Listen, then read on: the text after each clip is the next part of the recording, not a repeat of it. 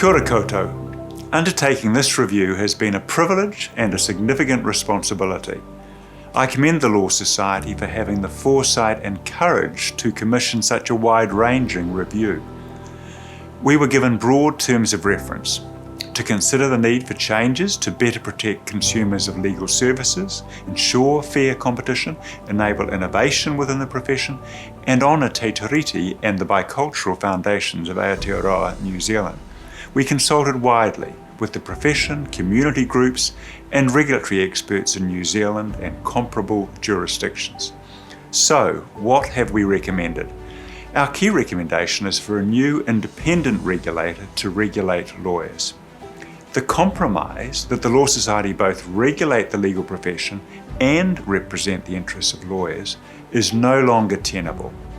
The conflict between these two competing functions is undermining the efficiency and effectiveness of the Law Society as a regulator and eroding the trust of lawyers in their membership body. We propose a new regulator with a board of 8 members, 4 public members and 4 lawyer members, with one of the public members as chair. This will clearly signal a clean break with the past and a shift to regulation in the public interest. The Law Society will continue to play a vital role as the national representative body for lawyers. We believe our suite of recommendations will protect consumers, will ensure fair competition, and will enable innovation within the profession. For example, there's a compelling case for liberalising the restrictions on business arrangements that lawyers can use. Both consumers and lawyers will benefit if lawyers can partner with non-lawyers, such as accountants, to provide a broader range of services to the public. We've also recommended that law firms should be regulated directly. And we're also proposing to make it easier for lawyers to provide services to the public. There are many circumstances where the risks of harm to the public are low, and a lawyer should not need to go through the rigorous process of being approved as a sole practitioner before they can provide those services. We also conclude that the near blanket ban on employed lawyers providing pro bono services is overly broad and should be removed.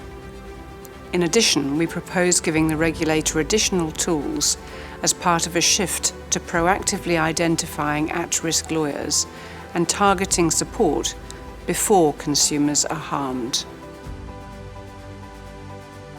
Much more needs to be done to improve the culture of the legal profession.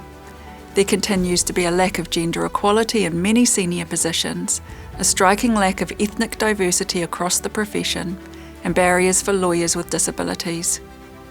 Coupled with the well-documented issues of harassment, bullying and racism, it is no surprise we heard from many lawyers about the urgent need for change. We're making wide-ranging recommendations that will continue to build on reforms to date. These include setting out in legislation new objectives for the regulator that include encouraging an independent, strong, diverse and effective legal profession, giving statutory recognition to Te Tiriti o Waitangi in the regulation of the legal profession, as well as addressing regulatory barriers to practice law.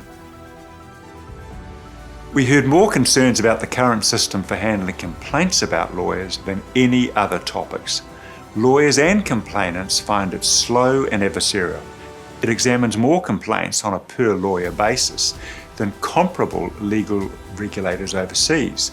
We have recommended wholesale reform, moving away from the current highly prescriptive system using volunteer standards committees to a professional in-house model with a focus on low-level resolution.